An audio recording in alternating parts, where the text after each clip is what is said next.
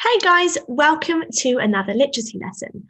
Today, as a starter, we're going to be looking at commas, specifically commas in a list. Now, we know that a comma is a type of punctuation symbol and it's used to either change the meaning of a sentence or it's also used for commas in a list.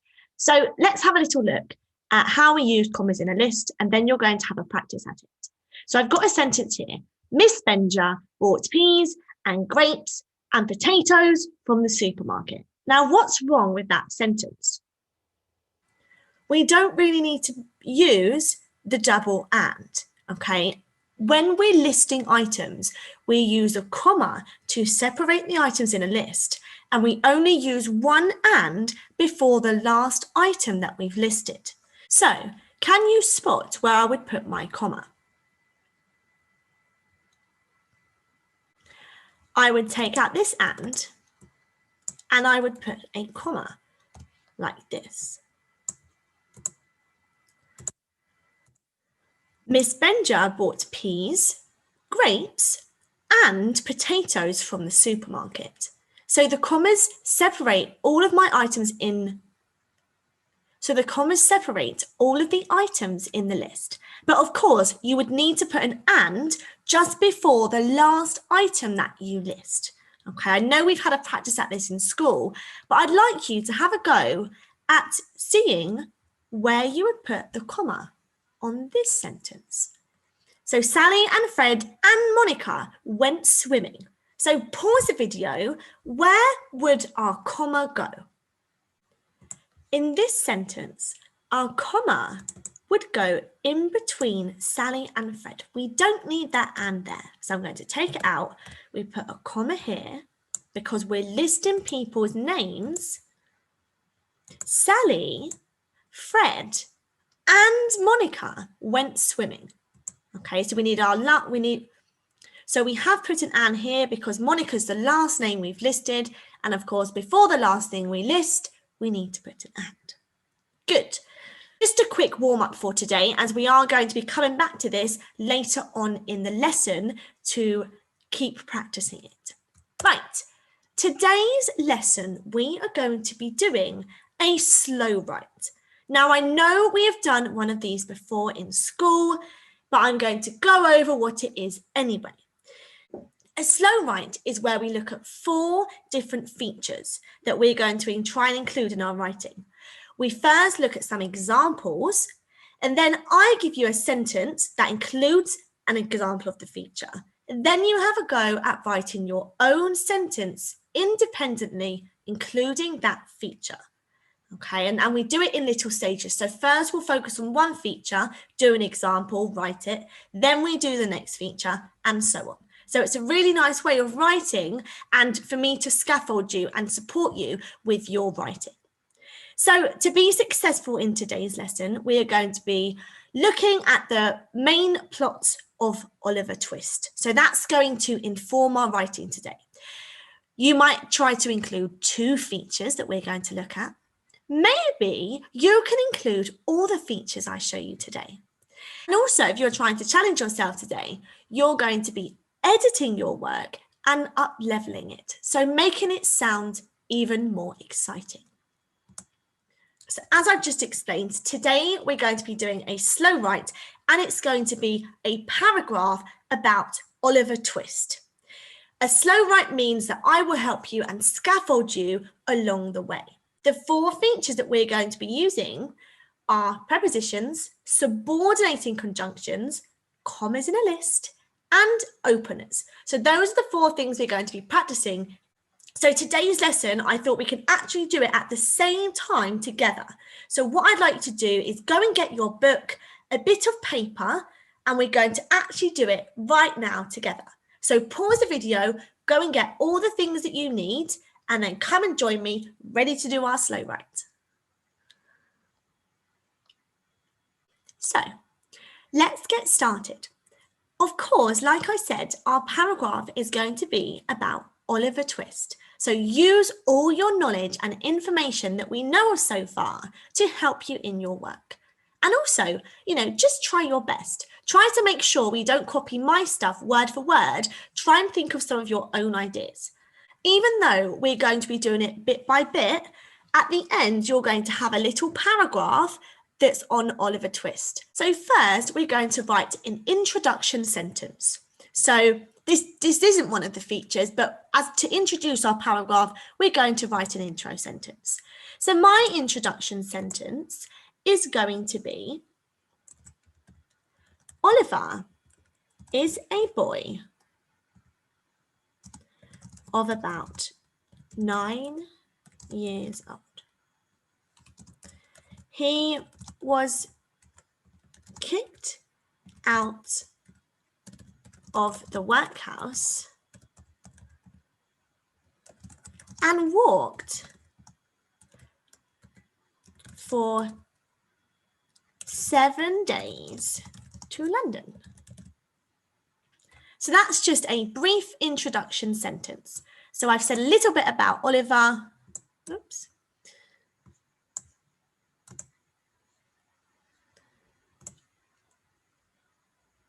Oliver is a boy of about 9 years old. He was kicked out of the workhouse and walked for 7 days to London. So that's just an intro sentence just to start the paragraph off. Okay, so what you're going to do now is you're going to pause the video and you're going to write your own introduction. Okay, just a little sentence, maybe 2, just to start your paragraph off. Okay, so pause the video. So now you have done your introduction sentence. We are going to move on to the first feature we're going to include in our slow write. You are going to continue writing on your paragraph. I'm going to have to switch the slide, but you would continue writing your paragraph for your slow write. So the first feature we're going to look at is prepositions. I'm going to show you some example now of prepositions. So some examples of prepositions might be while, around, despite, down, up, and from.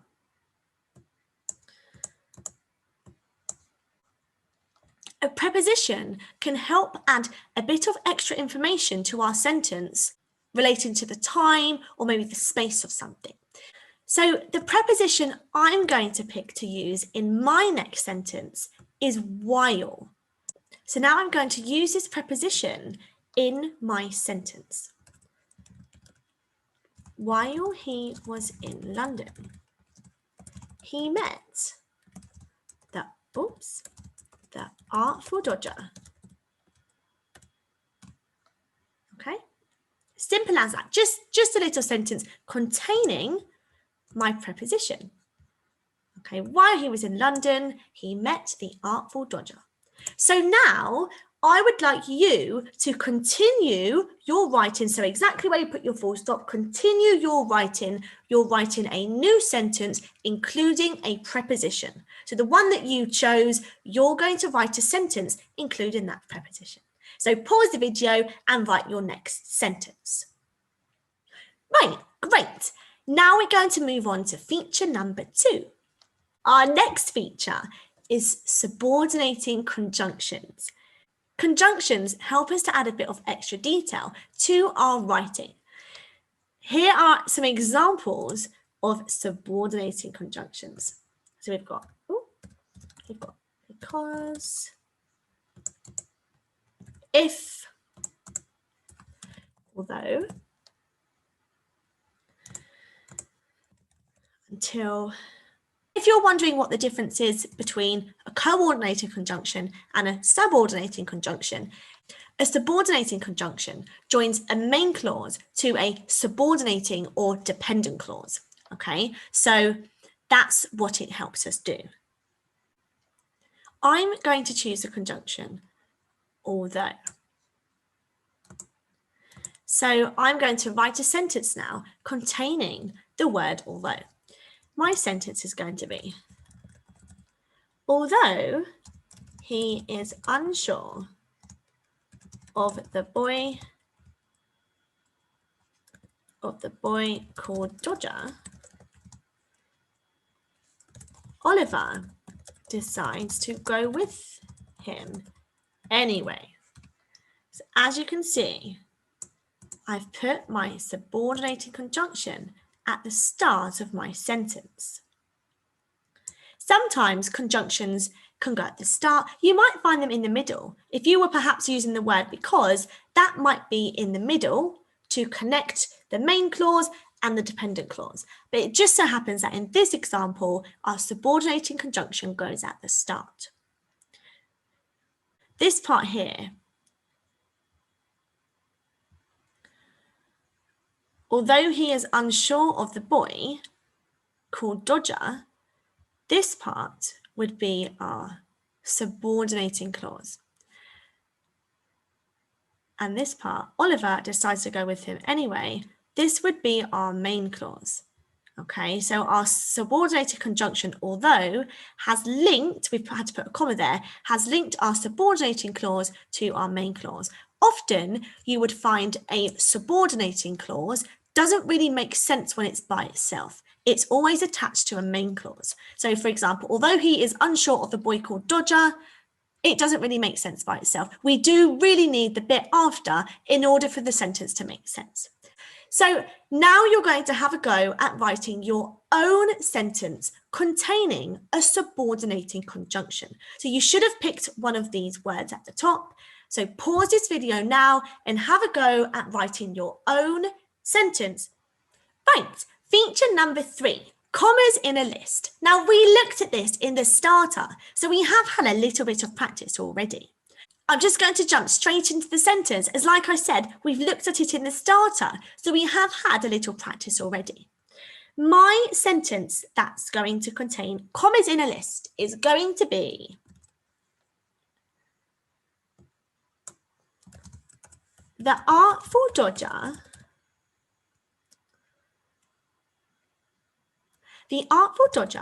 wore a man's coat, comma, a large hat, comma, boots that are too big, and trousers that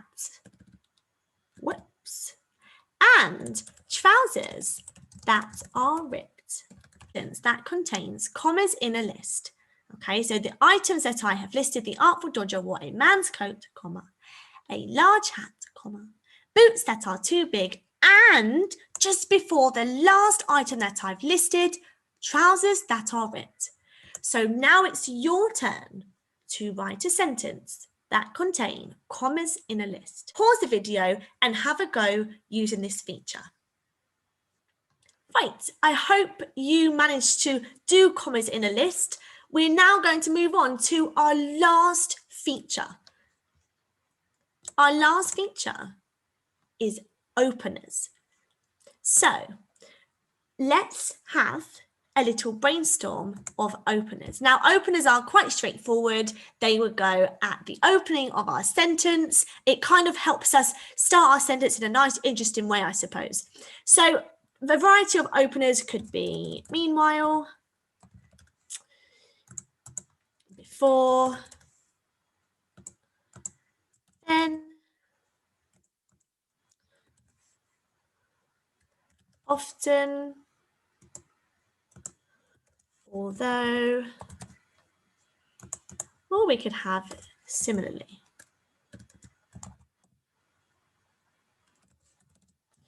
So here are just a couple of examples of the openers you might choose today.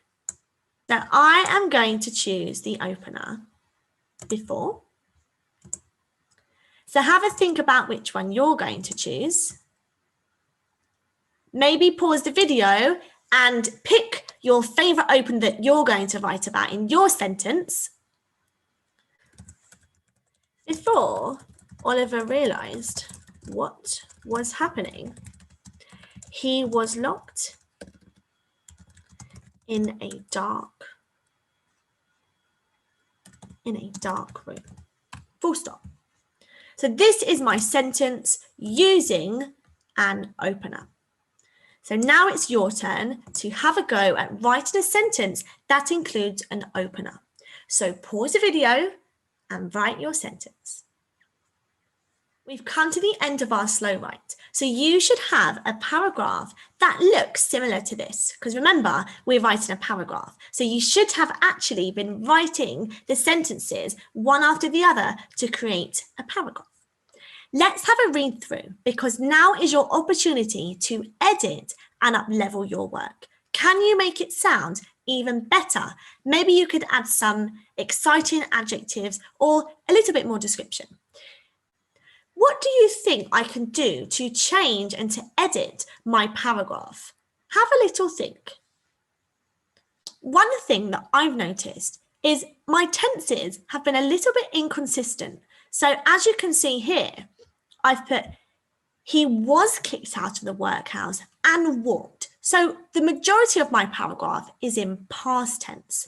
But over here, I said, although he is unsure of the boy called Dodger, Oliver decides to go with him anyway. Now that's in present tense. So I need to make sure that I'm writing in a consistent tense in my paragraph. So I'm going to edit my work to make sure it's all in a consistent tense. So I'm going to say instead, although he was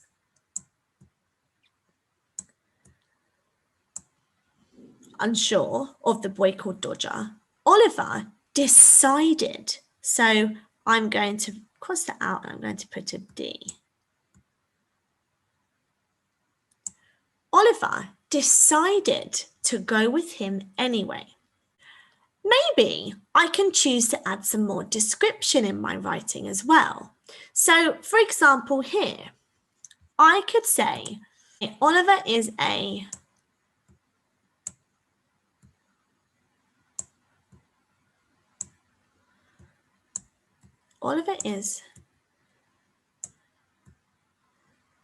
orphan boy.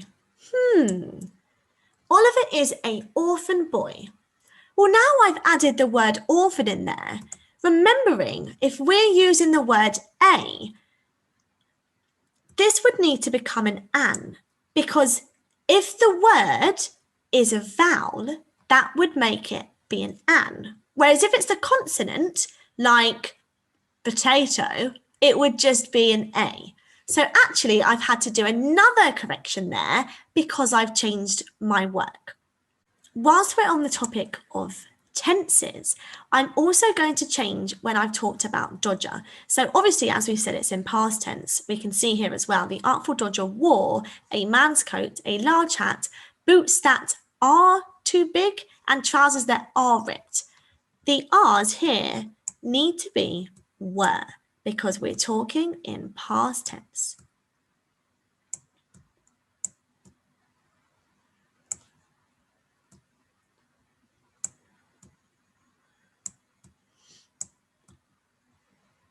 So just check, guys, that you have written in a consistent tense in your paragraph, because sometimes it's easily done to flick between two.